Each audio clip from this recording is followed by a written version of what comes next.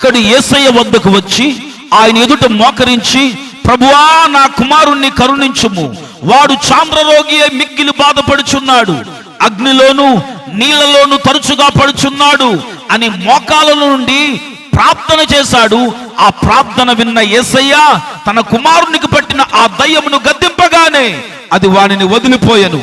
ఆ గడియ నుండి ఆ చిన్నవాడు స్వస్థత పొందుకున్నాడు.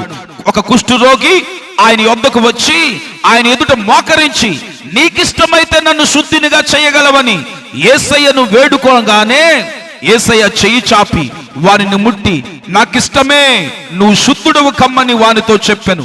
వెంటనే కుష్ఠరోగం వానిని విడిచెను గనుక వాడు శుద్ధుడయ్యాడు. పేతురు అందరిని బయటకు పంపి మోకాళ్ళ ప్రార్థన చేసి శవం వైపు తిరిగి, తబితా లెమ్మనగానే చనిపోయిన ఆమె కళ్ళు తెరిచి పేతురును చూచి లేచి కూర్చున్నది.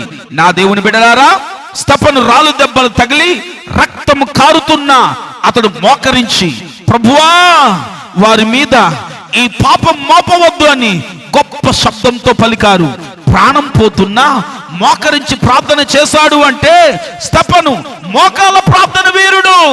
డేవిడ్ లివింగ్స్టన్ తెల్లవారుజామున 4 గంటలకు నిద్రలేచి తన మంచం పక్కన మోకరించి ప్రార్థన చేసేవారు గనుకనే అతని సమయాలలో గొప్ప ఉజ్జీవం రగిలింది.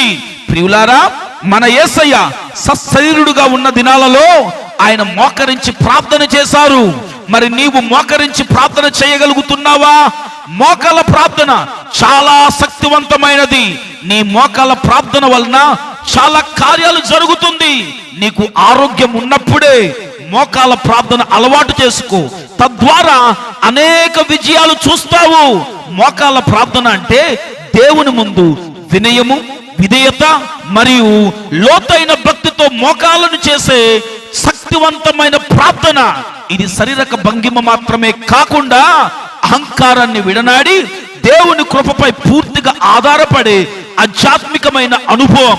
ఈ ప్రార్థన ద్వారా దేవునితో బలమైన సంబంధము, ఆధ్యాత్మికమైన ఎదుగుదల, క్లిష్ట పరిస్థితులలో జయము లభిస్తుంది. నేను నమ్ముతున్నాను. నువ్వు నమ్మితే ఈ రోజు నుండి మోకాల ప్రార్థన చేయి, అనేక కార్యాలు నువ్వు కనులారా చూస్తావు.